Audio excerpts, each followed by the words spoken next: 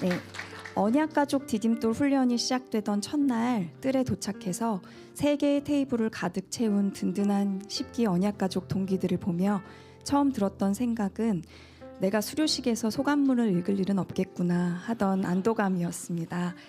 그러던 제가 큰 반항 없이 순순히 이 자리에 서 있는 것은 순종하는 마음 또한 새내기 언약가족이 가질 마음이라 생각했던 저의 소박한 다짐입니다.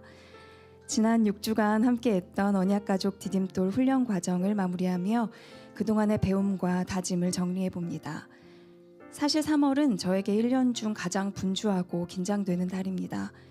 평일에는 쉼없이 쏟아지는 업무를 감당하고 주말을 가정교회와 언약가족 디딤돌, 예배와 부활절 클래식 찬양팀 연습으로 채우고 나니 이 과정이 육체적으로 만만치가 않았습니다. 하지만 돌아보니 이 시간은 단순히 에너지를 소모하는 시간이 아니라 세상의 속도에 묻혀 무뎌졌던 저의 영성을 다시 점검하고 하나님 나라의 우선순위를 회복하는 유의미한 시간이 되었습니다.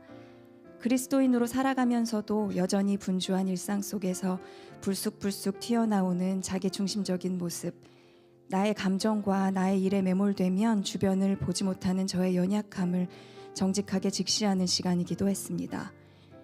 여전히 완전하지는 않지만 이런 저를 끊임없이 은혜의 자리로 부르시고 함께할 소중한 사람들을 곁에 붙어주시며 회복시키시는 하나님의 섬세한 섭리에 깊이 감사하게 됩니다.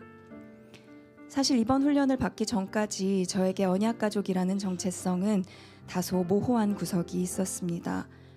주보에 목자님 이름 옆자리가 휑하게 비어있는 것이 마음에 걸려 그 자리를 채우겠다는 다소 단순한 목표로 고민 없이 언약가족 디딤돌을 신청했습니다. 가정교회 일원으로 성실히 참여해야 한다는 마음은 있었지만 공동체 안에서 내가 어떤 역할을 감당해야 하는지에 대한 깊은 부족은 부족했습니다. 그러다 이번 훈련을 통해 언약가족을 축구의 미드필더에 비유한 설명을 들으며 제가 서야 할 자리가 조금 선명해졌습니다. 화려하게 골을 넣는 주인공은 아니지만 경기의 흐름을 이어주고 보이지 않는 곳에서 팀을 살려내는 자리, 맡겨진 자리에서 묵묵히 공동체를 연결하는 역할이 바로 언약가족이라는 것을 깨닫게 되었습니다. 이제 저는 나들목 동행교회의 언약가족이자 하나님 나라의 운동원으로서 몇 가지 결단을 가지고 나아가려고 합니다. 먼저 목자님의 짐을 나누어 짓는 든든한 동역자가 되겠습니다. 어쩌면 가족보다 더 자주 만나며 일상에서 가장 많이 떠오르는 가정교회 식구들과 공동체됨의 기쁨을 누리고 있습니다.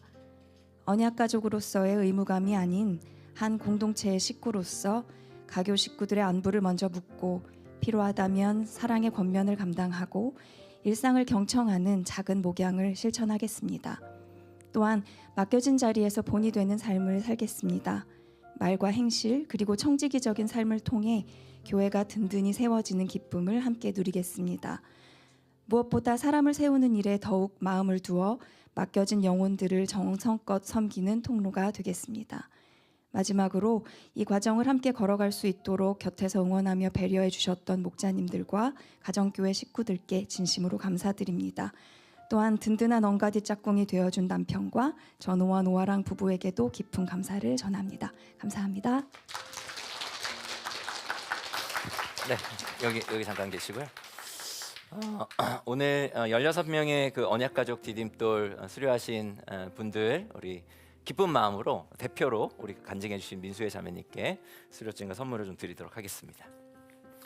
언약가족 디딤돌 수료자 민수의 위 가족은 나들목 동행교회 10기 언약가족 디딤돌 6주간의 훈련 과정을 성실히 마치고 나들목 동행교회와 가정교회 언약가족으로 헌신할 것을 다짐하였기에 이 증서를 드립니다. 그대가 많은 증인을 통하여 나에게서 들은 것을 믿음직한 사람들에게 전수하십시오. 그리하면 그들이 다른 사람들을 또한 가르칠 수 있을 것입니다. 디모데후서 2장 2절의 말씀. 수료를 축하하며 이질 나들목 동행교회 대표 목사와 이질 동행교회가 나들목 동행교회가 드립니다. 축하드립니다. 감사합니다. 제가 한번 우리 수료자들을 위해 한번 기도하고 수료식 마치도록 하겠습니다. 사랑하는 하나님 감사합니다. 우리에게 하나님의 나라를 보게 하셔서 너무 감사합니다. 예수 그리스도를 통해 선물된 하나님 나라를 우리가 이 세상 가운데 전하는 사람들이길 원합니다.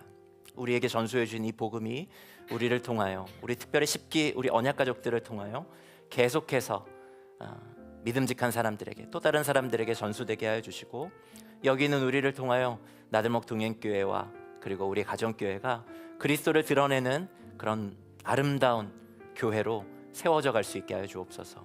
한 사람 한 사람들 가운데 계속해서 주님의 성령과 말씀으로 채워주시고 빚어주셔서 성장하게 하여 주시고, 이들을 통하여 많은 이들이 그리스도를 보게 하여 주옵소서. 감사드리며 예수님의 이름으로 기도드립니다. 아멘. 우리 축복의 박수로 다시 한번 축하드리도록 하겠습니다. 지난 부활절에 이어서 앞으로 2주간에요, 여러분들과 함께 불안의 시대를 위한 복음이라고 하는 제목의 말씀 시리즈를 여러분과 함께 나누겠습니다. 오늘은 왜 불안한가, 우리는 왜 불안한가 라고 하는 제목의 설교를 통해서 불안에 대해 함께 좀 생각해 보려고 해요. 그래서 먼저 우리 동행 가족들에게 좀 여쭤봤어요. 혹시 불안한지, 그렇다면 무엇 때문에 불안하신지 동행 가족들에게 여쭤봤는데 이렇게 좀 답을 해주셨습니다. 우리 영상 먼저 한번 잠깐 보실까요?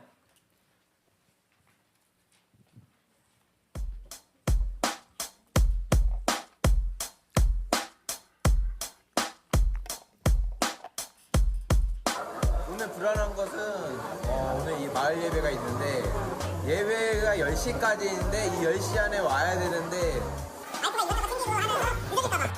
앞으로의 그 미래? 네, 그래서 앞으로 또 이제 무엇을 해야 될까 하는 그런 제일 불안한 부분은 운동입니다. 수영하고, 그리고 아무래도 기도겠죠. 알겠습니다. 과자 없을 시험 볼 때, 시험 망쳤을 때, 시험 망치면은 그냥 망한 거예요. 엄청 많이 먹기. 엄마의 잔소리야. 폰 사기. 폰 사기. 네. 내일 월요일인데 수업 준비 오늘 잘할 수 있을까? 아이 잘 키우는 거, 안정된 집, 공간 마련, 잠도 많이 자고요. 진짜 운동할 때도 있고, 뛰려고 할 때도 있고. 네네. 노후가 되게 불안한 것 같아요. 지금 하고 있는 일은 있지만 노후에 이 일을 계속 할 수 있는지와, 그 다음에 만약에 못하게 된다면 뭘 해야 되는지, 일단 계획을 세우는 거, 그리고 또 이제 주변 인들의 삶을 들여다보는 거. 준비물을 놓쳤다는 사실이 저를 불안하게 합니다. 건강을 잃을까, 중년이 되니 불안합니다. 오늘 정말 엄마랑 싸울까봐? 아무래도 20대니까 남친이랑 헤어질지 말지 이런 게 제일 불안하지 않을까요, 사실? 저는 그냥 약간 회피하는 것 같아요. 일단 좀 회피하고 오는 것 같아요. 미래가 있을까에 대한 의문입니다. 수많은 다음 세대가 고민하는 것처럼 우리가 살아갈 세상이 지금처럼 유지될 수 있을까라는 의문이 있는데요. 저는 엄청 걸어 다녀요. 하루에 한 15km, 20km 걸을 만큼 약간 처럼 걸어 다니거든요. 그러면 조금 생각이 줄어들어요. 그래서 뭔가 이렇게 살아도 되나? 하는 마음? 그냥 사니까 살고 있는데 이렇게 무덤덤하게 하루를 의미 없이 보내도 되나? 가장 큰 불안은 아무래도 약간 직장과 그런 건 것 같은데, 무엇을 해야 잘 살 수 있고 내 미래에 대해서 자꾸 걱정하게 되는 게 좀 큰 불안인 것 같고, 아니면 친구들을 만나서 최대한 비슷한 어쨌든 상황인 사람들이 많으니까 해소된다는 것보다는 그냥 좀 나만 이런 게 아니구나 하는 미안까지는 어떤 것 같습니다.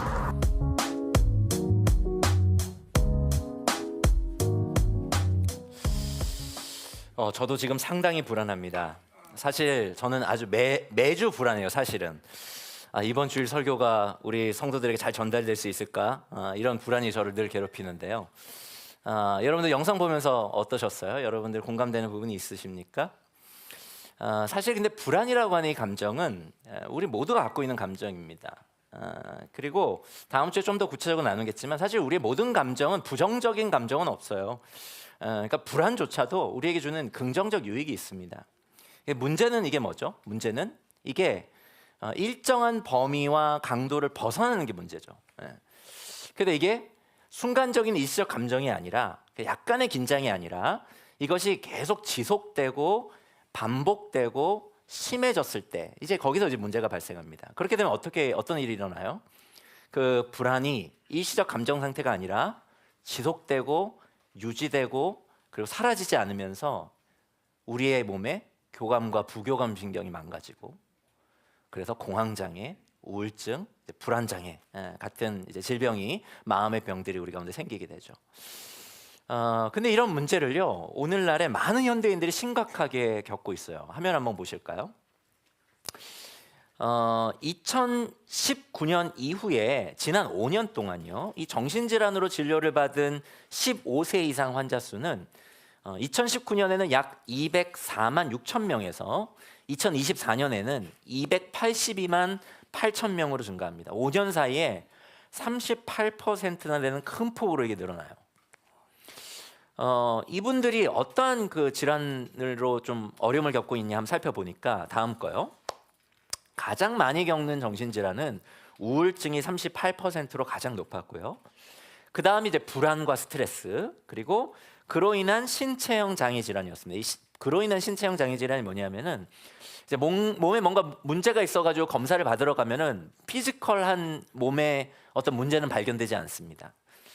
그러나 뭔가 검사 결과로서는 몸에 이상이 없는데 이 불안이나 스트레스 같은 심리적 요인으로 인해서 막 가슴이 두근거린다든지 그리고 가슴이 답답함을 느낀다든지 그리고 소화기계의 어떤 불편함을 느낀 뭐 구토나 여러 소화 장애를 겪는다든지 이러한 심리적 요인으로 인해서 몸에 나타나는 여러 이상 증상들 그런 장애들을 겪는 거가 이제 신체형 장애라는 거예요. 스트레스 연관성 신체형 장애라는 것입니다.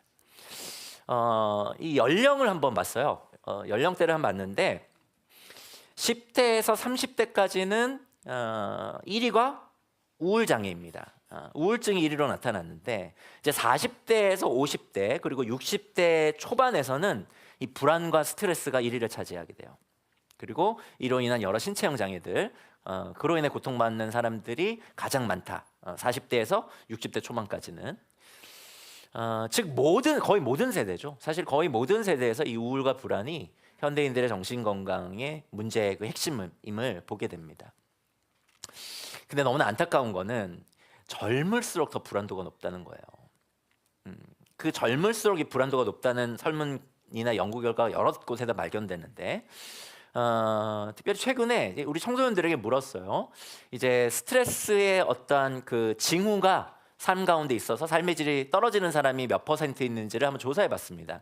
우리 청소년들 가운데 몇 퍼센트 정도가 이 스트레스 징후로 인해서 삶에 여러 가지 어려움들을 겪을까요? 몇 퍼센트가 난 그런 걸 겪고 있다 이렇게 얘기했을까요?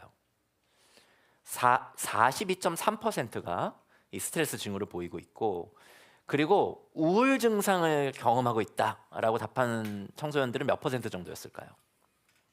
27.7%가 우울 증상을 경험했다라고 하는 연구 결과가 나오고 있습니다. 우리 청년들도 마찬가지예요. 청년들은요 3명 중에 1명은 불안으로 인한 번아웃 경험을 가진 적이 있다 이렇게 답을 했습니다. 물론 요즘 불경기입니다. 경제적으로 어려운 분들이 여럿 많아요. 그럼에도 불구하고 한국의 그 전체 역사를 봤을 때 그리고 전 세계의 세계인들과 비교해서 다른 나라들과 비교했을 때 한국은 그 어느 때보다도 성장하고 부유해진 것은 맞죠. 하지만 불안과 우울 등의 정신질환 환자는 최근 5년 사이에 38%나 늘어난 만큼 우리는 과거 어느 때보다도 더 많이 가졌지만 더 많은 것을 누리지만 또 과거 어느 때보다도 더 많이 불안해하고 있습니다. 이 부울과 우울은 전염병도 아니잖아요. 그렇죠? 뭐 코로나다, 뭐 독감이다. 이 뭐 전염병 같은 경우는 사람들 사이에서 이렇게 확 확산되는 게 이해가 되는데 이 불안과 우울은 전염병도 아닌데 왜 오늘날 이토록 많은 사람들이 점점 더 많은 사람들이 이 불안으로 인해서 고통을 당하고 있을까요? 어려움을 겪고 있을까요? 이 질문에 대한 답을 찾아보기 위해서 오늘 성경의 한 부분을 먼저 좀 읽어보도록 하겠습니다. 오늘은 요한복음 5장 1절에서 9절의 말씀이에요. 요한복음 5장 1절에서 9절, 제가 한 절 여러분이 한 절 번갈아 교독하여 읽도록 하겠습니다. 제가 먼저 읽을게요. 그 뒤에 유대 사람의 명절이 되어서 예수께서 예루살렘으로 올라가셨다. 예루살렘에 있는 양의 문 곁에 히브리 말로 베드자다라는 못이 있는데 거기에는 주랑이 5 있었다. 이 주랑 안에는 많은 환자들, 곧 눈먼 사람들과 다리 저는 사람들과 중풍병자들이 누워 있었다. 그들은 물이 움직이기를 기다리고 있었다. 주님의 천사가 때때로 못에 내려와 물을 휘저어 놓는데 물이 움직인 뒤에 맨 먼저 들어가는 사람은 무슨 병에 걸렸든지 나았기 때문이다. 거기에는 38해가 된 병자 한 사람이 있었다. 예수께서 누워있는 그 사람을 보시고 또 이미 오랜 세월을 그렇게 보내고 있는 것을 아시고는 물으셨다. 낫고 싶으냐?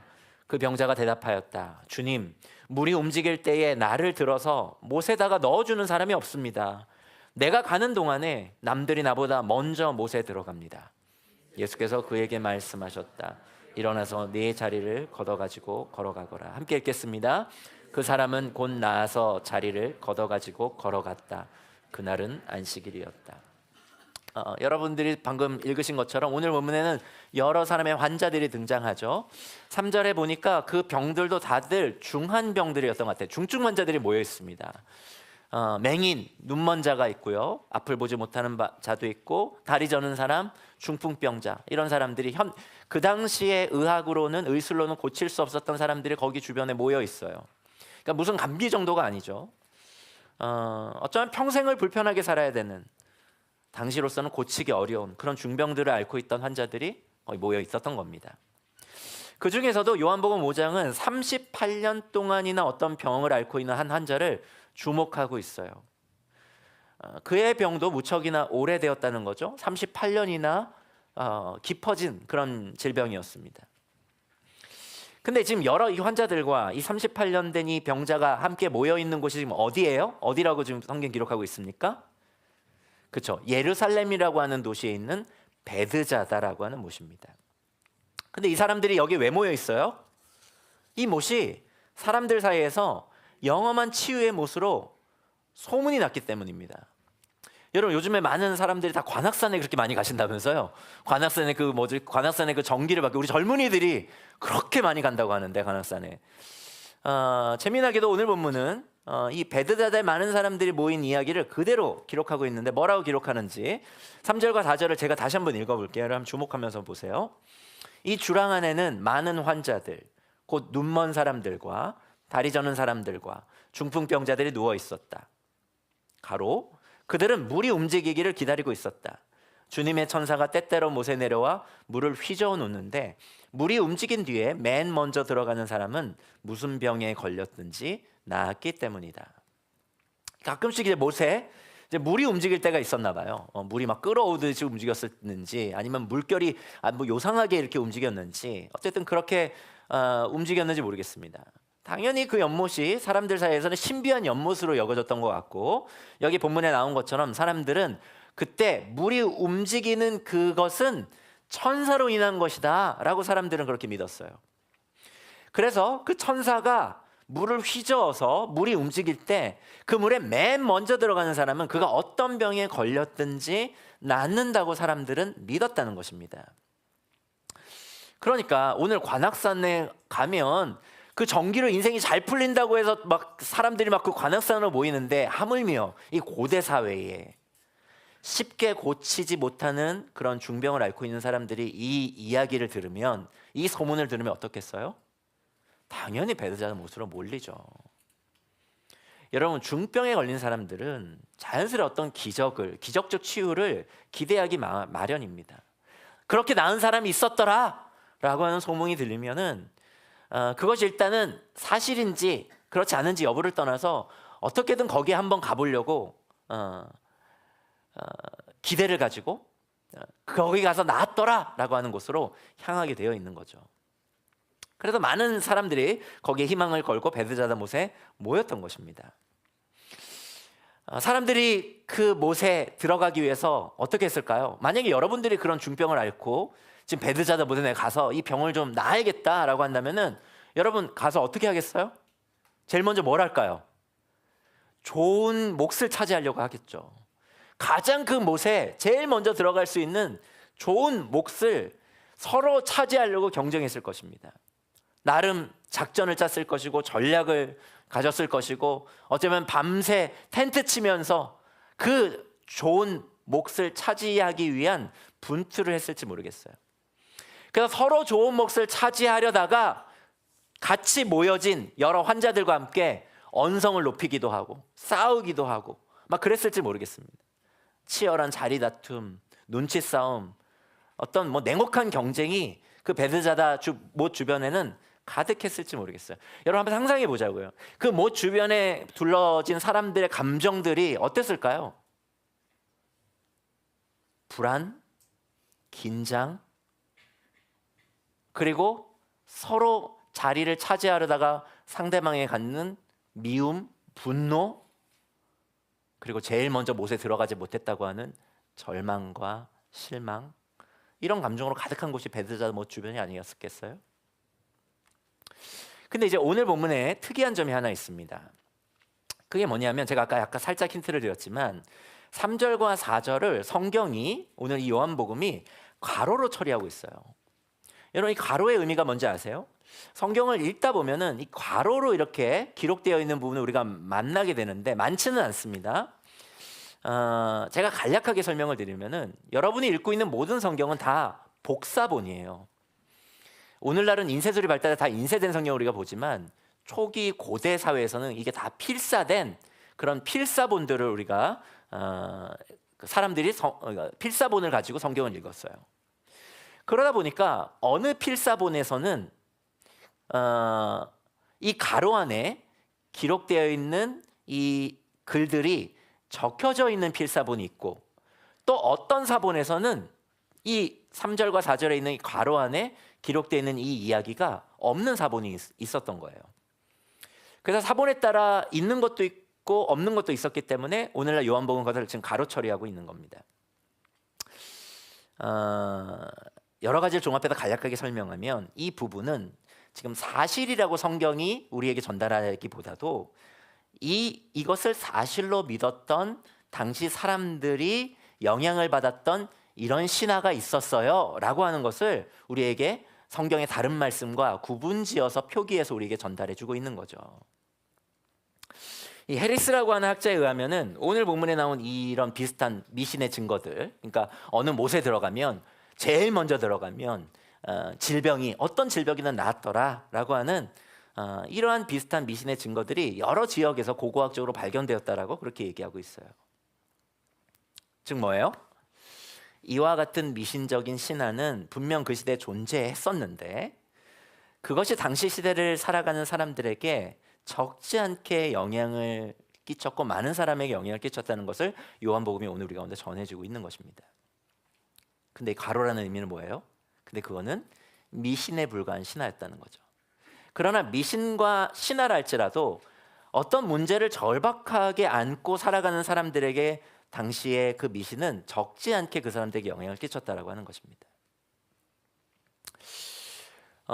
이제 불안장애를 겪는 사람들을 보면은 과거에 어떠한 어린 시절이나 그리고 감수성이 예민한 어떤 사춘기 시절에 어떤 제대로 된 돌봄을 받지 못한 일로 인해 그게 트라우마로 남은 사람들, 그런 분들 보면은 굉장히 불안장애를 겪는 사람들이 있습니다. 또 어떤 보편적인 보통 사람들이 감내하기 어려운 뭐 전쟁이라든가 아니면 어떤 큰 눈앞에서 누가 아주 잔혹하게 죽임을 당하는 어떤 사건을 마주했다든지 그러한 일들을 겪은 사람들 같은 경우 보면은 일상 속에서 이렇게 불안의 문제가 해결되지 않아 불안장애를 겪는 분들이 그런 트라우마로 인해서 간혹 보게 돼요.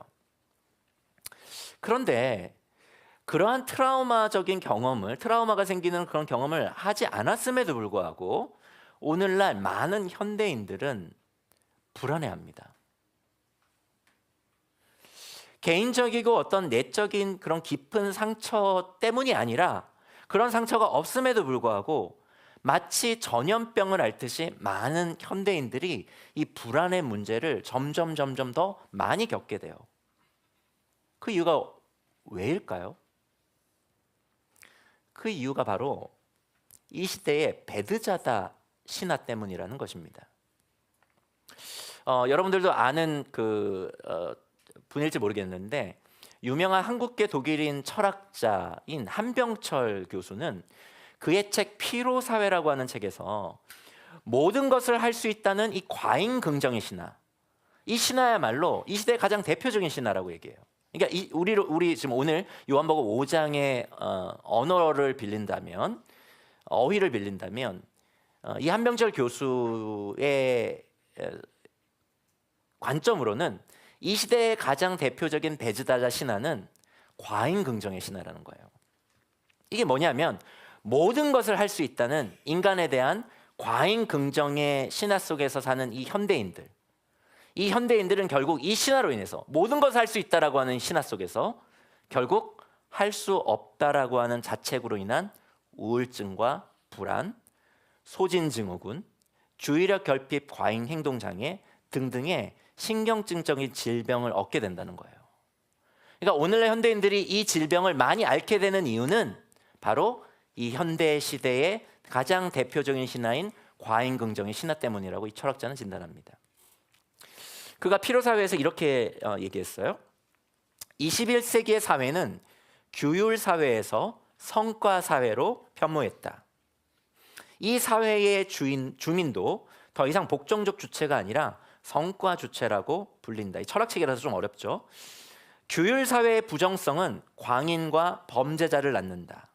반면 성과 사회는 우울증 환자와 낙오자를 만들어낸다.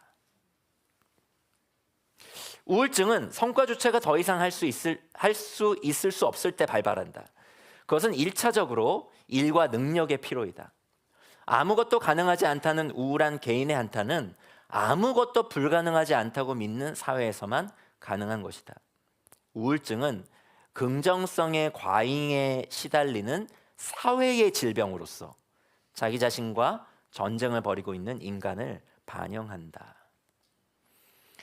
좀 어렵죠? 제가 좀 설명해 드릴게요. 그러니까 과거 사회는 우리에게 하지 마, 그거 하지 마라, 복종해라, 이거 해라 라고 하는 규율의 언어로 우리를 통제했다는 거예요. 그런데 오늘날은 정반대의 언어가 우리를 지배한다는 겁니다. 그 정반대 언어는 이런 거죠. 할 수 있다, 더 해라, 가능하다 라고 하는 긍정의 언어들이라는 거예요.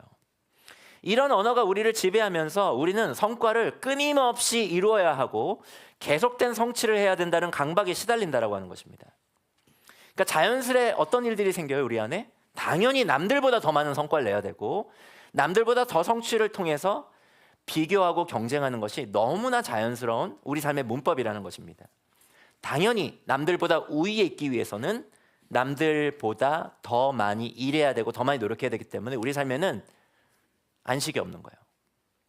쉼이 없는 겁니다. 쉴 수가 없는 거죠. 그러니까 이 긴장이 계속 연속이 되고 그리고 낙오할지 모른다라고 하는 두려움 속에서 사는 사람들이 오늘날의 현대인들이라고 하는 거예요.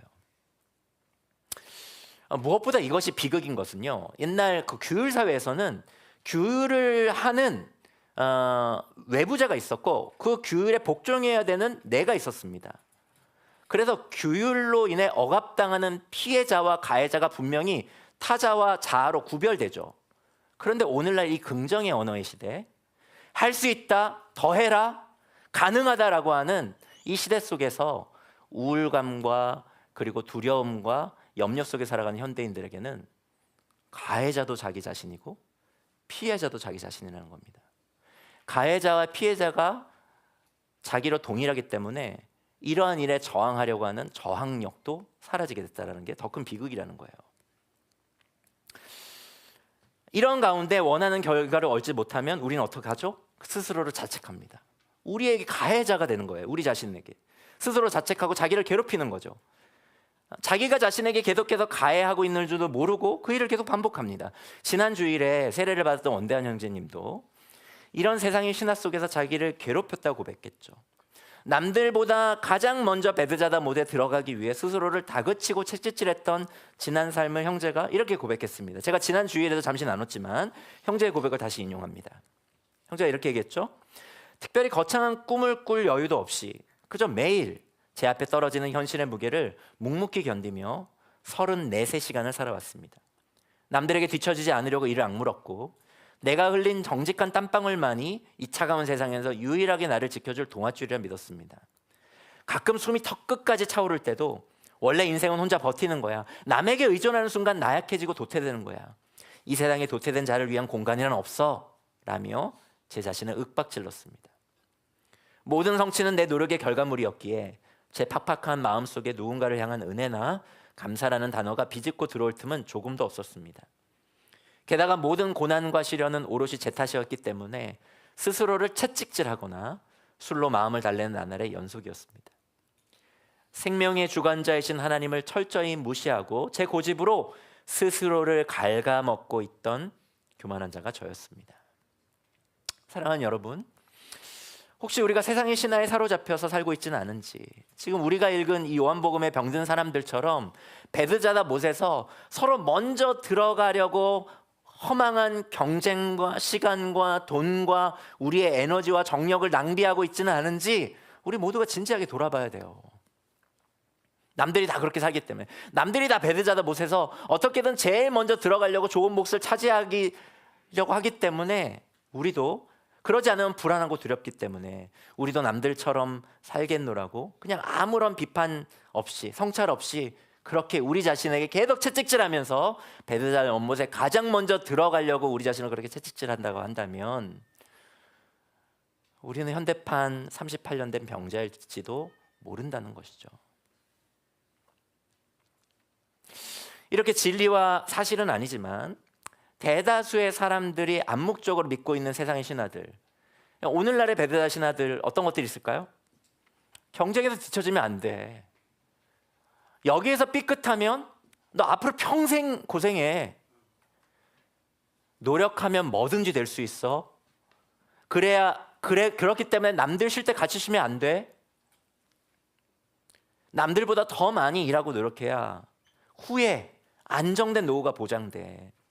후에 내 삶은 더 안락하고 풍요로워질 수 있어. 애들에게도 능력을 키워줘야 돼. 영어 실력도 학교 가서 하면 늦어.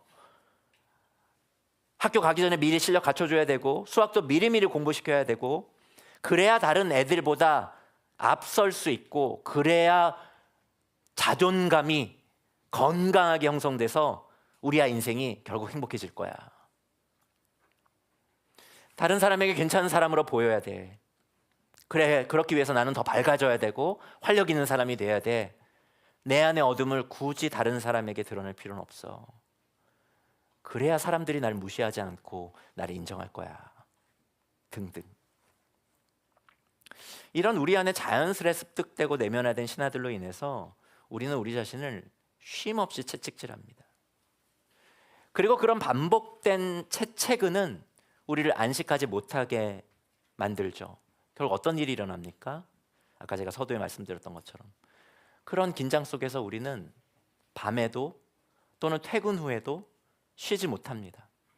그래서 교감과 부교감 신경이 망가져 버려요. 부조화를 일으키게 됩니다.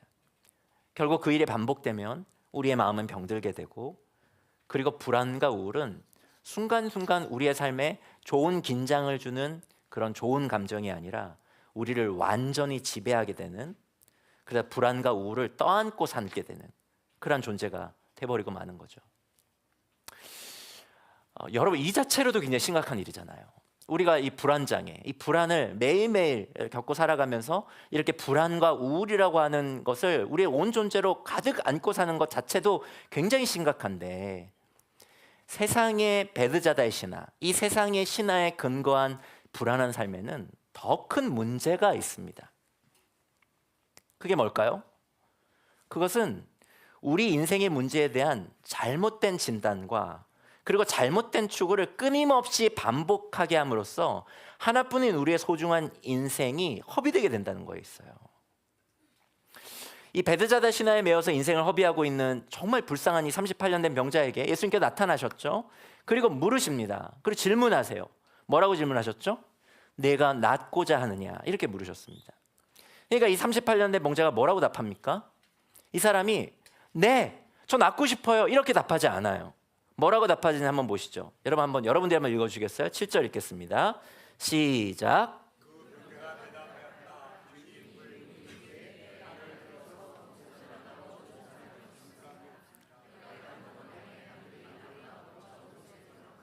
지금 이 명자에게 질문하는 사람은 누구입니까? 예수님이에요. 예수님이 누구예요? 이 세상을 지으신 창조주시죠. 아멘입니까? 우리가 지난 주일에 살펴본 것처럼 예수님은 모든 인간이 굴복한 죄와 죽음의 문제를 극복하고 해결하신 구세주, 구원자, 이 세상을 창조하시는 창조자이십니다.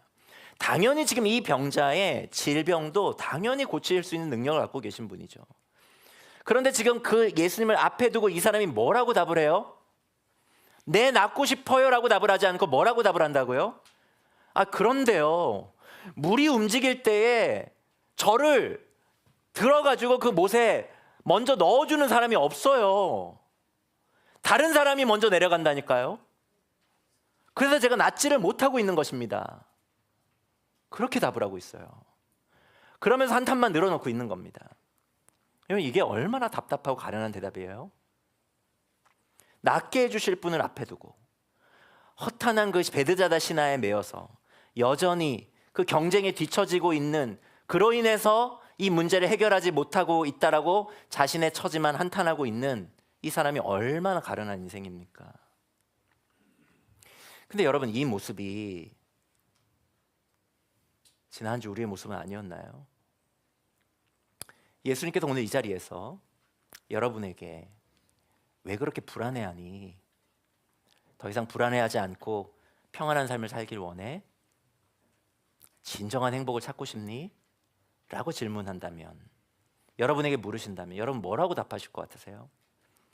네, 제가 그렇게 살고 싶어요 라고 답하실 것 같으세요? 아니면 제가 지금 이 스펙으로 어떻게 취업을 할 수 있겠어요? 이렇게 벌어서 언제 빚 갚고 언제 집 사고 언제 안정될 수 있겠어요? 저는 세상이 요구하는 인재상이 아닌 것 같아요. 이런 제가 뭘 할 수 있겠어요? 이런 제가 어떻게 하루하루를 평안하게 살아가요? 남들은 다 결혼하고 잘 사는데 저는 아직 연애도 못하고 있잖아요. 이제 결혼만 했을 뿐이에요. 왜 하나님 우리에게 아기를 주시지 않죠? 애 때문에 미치겠어요. 예수님 몰라서 그러세요 지금? 놀리세요? 걔한테 들어가는 교육비가 얼만데 요즘 성적이 형편없다니까요?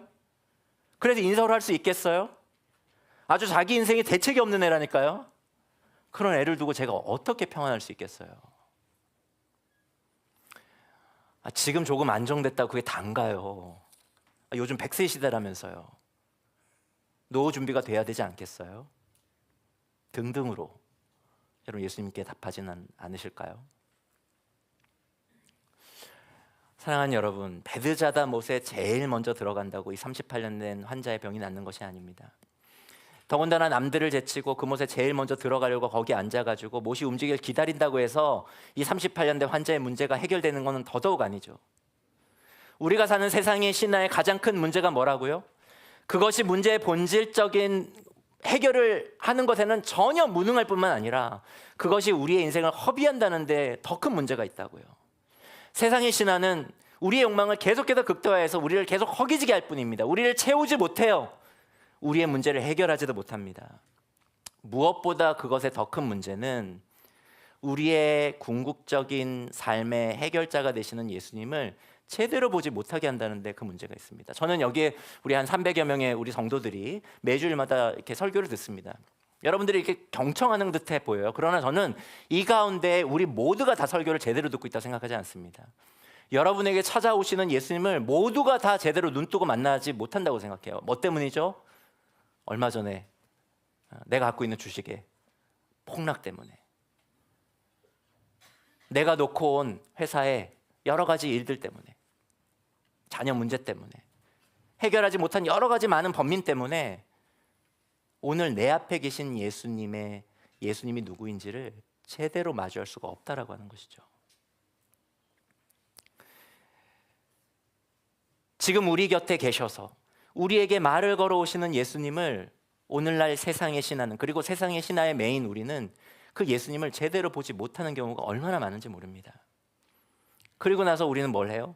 대신에 예수님을 제대로 알아보고 그 예수님께 우리의 인생을 맡겨드리는 대신에 세상의 경쟁에서 뒤처지는 자신의 처지를 끊임없이 한탄하고, 그리고 나아가 하나님과 세상을 향한 원망과 분노만을 쏟아놓죠. 바로 이 38년 된 병자처럼 말입니다. 38년 동안이나 이 신화에 매여서 자신의 인생을 허비한 것도 모자라서 지금 예수님을 알아보지도 못하고 그분의 질문에 어리석은 동문서답으로 지금 대답하고 있는 이 사람을 예수님께서는 어떻게 대하시면, 저 같으면 뒤통수를 한 대 때렸을 것 같아요. 야, 지금 그냥 낳고 싶다고 해. 너 내가 누군지 알아? 뒤통수를 한 대 딱 때렸을 것 같아요. 근데 예수님은 이 사람을 꾸짖지 않습니다. 그리고 지금 질문하는 거 보니, 답하는 거 보니까 얘는 가망이 없네. 얘는 내 제자가 될 가망이 없어. 그리고 그냥 그 사람을 놔두고 떠나지 않으세요. 대신에 그에게 이렇게 말씀하시죠. 그를 포기하지 않으시고 이렇게 명하십니다. 일어나 내 자리를 들고 걸어가라. 그래서 어떤 일이 일어납니까? 그가 일어납니다. 그가 걷기 시작해요. 38년 동안이나 해결되지 못한 문제가 완전히 해결된 것입니다. 근데 여러분, 여기서 감동받으면 안 돼요. 여기에 클라이막스가 있는 게 아닙니다. 이 사건은요, 중병을 앓던 사람이 예수님으로 인해서 그 병이 나았다는 정도의 사건이 아니기 때문에 그래요. 훨씬 더 큰 일이 이 사람에게 일어난 것입니다. 어떤 큰 일이 일어났을까요? 이제 이 사람은 더 이상 경쟁할 필요가 없는 삶을 살게 된 거예요. 이제 주변 사람들을 자신이 제일 먼저 베드자다 못에 들어가지 못하게 만드는 경쟁자로 그렇게 대할 필요가 없는 삶을 살게 된 것입니다. 자신의 구원과 자신의 문제 해결에 장애물로 주변 사람들을 보지 않아도 되는 삶을 이제 살기 시작하게 된 거예요. 자신의 이웃을, 자신의 구원을 방해하는 자가 아니라 함께 같은 아픔을 가진 긍휼의 대상, 사랑의 대상, 더불어 함께 살아가는 대상으로 비로소 맞을 수 있는 눈이 이 38년 된 병자에게 열린 것입니다. 여러분, 이게 더 큰 기적인 거예요. 베드자다 못 주변의 다른 사람들과는 이젠 전혀 다른 삶을 살기 시작했다는 것, 이게 바로 이 38년 된 병자에게 일어난 일입니다. 여러분, 사실 예수님께서 일어나라 라고 명하셨던 이 단어는, 이 동사는 신약 성경에서 부활을 묘사하는 데 사용했던 동사예요. 그러니까 일어나라 라는 거는, 일어나다라고 하는 이 동사는 부활하다라고 하는 동사로 번역해도 되는 단어입니다. 그러니까 즉 이 사건은 단지 38년 동안 앓던 병으로부터 한 사람이 치유된 사건이 아니라 죽음의 세력, 우리를 소진시키는 세상으로부터 구원받아 부활의 생명력으로 하루하루를 살아가는 한 존재의 새로운 거듭나게 된 탄생, 그 사건이 바로 이 38년 된 병자의 사건이라는 거예요. 무엇보다 그가 예수를 만났습니다. 그가 만난 예수님은 어떤 분이에요? 단지 자신의 병을 낫게 해주신, 기적을 일으키신 분이 아니죠. 문제로 가득한 자기를 친히 찾아오신 분이십니다. 온 우주의 먼지같이 작고 보잘것없는 인생을 살고 있는 자기에게 관심을 갖고 찾아오시는 분이세요. 자기 자신보다 자기의 문제의 본질을 정확하게 꿰뚫으셔서 그 문제를 풀어가 주시는 놀라운 하나님이 바로 이 38년 된 병자가 만난 예수님이라고 하는 겁니다. 일어나라 라고 하는 이 단어는 부활하다, 부활해라 라고 번역이 가능하다고 했어요. 즉, 일어나 너의 자리를 걷고 걸어가라 라는 예수님의 이 명령은 부활하여 베드자다의 신화를 벗어나 진정한 너답게 살아가라 라는 의미이기도 한 겁니다. 이제 이 사람은 정말 일으켜져서 부활된 사람이 된 거예요. 육체적으로만 회복된 게 아니라 영적으로도 다시 살아난 것입니다. 지난 주일에 부활의 능력으로 다시 태어나 세례를 받은 두 형제처럼 이 사람 역시 베드자다의 신화로 인해 불안 속에서 스스로를 자책하고 세상을 원망하는 삶에서 예수님의 생명이 가득한 말씀으로 인해서 다시 태어난 거예요. 다시 살아난 것입니다. 주위의 다른 사람들을 경쟁자가 아닌 사랑의 대상자, 인생의 동반자로 여기면서 그들과 함께 더불어 살아가는 기쁨과 행복을 확보할 수 있게 된 거예요. 세상이 요구하는 성과와 성취에 따라서 스스로를 불행한 낙오자로 더 이상 평가하지 않아도 되는 삶을 살게 된 것입니다. 하나님의 사랑받는 그런 자기 정체성을 가진 사람, 자기 존중감을 갖고 살아갈 수 있는 사람, 그래서 자신을 사랑하시는 하나님과 매일매일 사귀며 동행할 수 있는 존재로의 삶이 이 사람에게 열린 것입니다. 근데 여러분, 이 사람이 이런 놀라운 삶을 시작하게 하는데 이 38년 된 병자가 한 일이 뭐예요? 이 사람 뭘 했죠? 아무것도 없습니다. 이 사람이 한 일은 아무것도 없어요. 근데 지금 그는 예수님을 통해 이 모든 것을 얻고 있습니다. 육체적인 질병뿐만 아니라 영적으로도 정말 부활한 새로운 삶을 시작하게 됐어요. 이 놀라운 일을 예수님께서는 오늘 우리에게도 하시기를 원하십니다. 다른 사람들과의 경쟁에서 이겨야만 행복할 수 있는 삶으로부터 구원하시기를 우리 예수님은 오늘 이 자리에서 우리에게도 동일하게 일으키고자 하시는 삶이라고 하는 거예요. 베드자다의 못의 신하로부터 우리를 구원하시기를 원하시는 하나님이 오늘 이 자리에서 우리에게도 말을 걸어 오신다라고 하는 겁니다. 여러분, 우리에게 모든 것이 있어도요, 예수가 없으면 그렇기 때문에 우리는 아무것도 아니고요, 모든 것을 잃었어도 우리에게 정말 예수만 있다고 한다면, 우리가 그 예수께 연결되어 있기만 한다면 우리는 정말 모든 것을 가진 자입니다. 이제 우리는 베드자다 못을 떠나야 할 때입니다. 우리를 불안하게 만드는 이 시대의 신화를 털어버리고 이제 일어나서 우리의 자리를 들고 당당하게 나답게 살아가는 인생을 이제는 살아가야 돼요. 그것이 바로 예수님께서 십자가에 못 박혀 우리를 대신하여 죽으신 또 하나의 이유이기도 하다라고 하는 것입니다. 신화에 매였던 우리의 삶은 이제 예수께 매여야 돼요. 성경을 통해 우리에게 전해주신 하나님의 그 진리에 매이는 삶이 저와 여러분의 인생이 되어야 합니다. 주저앉아서 제일 먼저 베드자다 못에 못 들어가는 자신을 시대의 낙오자로 규정하는 일을 멈추고 끊임없이 자기를 계속해서 채근하는 자기의 가해자가 되기를 멈추고 이제 예수께서 우리에게 주신 이 부활의 삶, 이 삶을 당당하게 걸어가기를 이제 시작해야 됩니다. 예수님께서 오늘 우리에게 물으세요. 우리 한 사람 한 사람에게, 여러분에게 물으십니다. 네가 낫고자 하느냐? 우리 시간 오늘 주신 말씀을 다시 곱씹어 보며 우리 1분 정도 침묵의 시간을 갖도록 하겠습니다.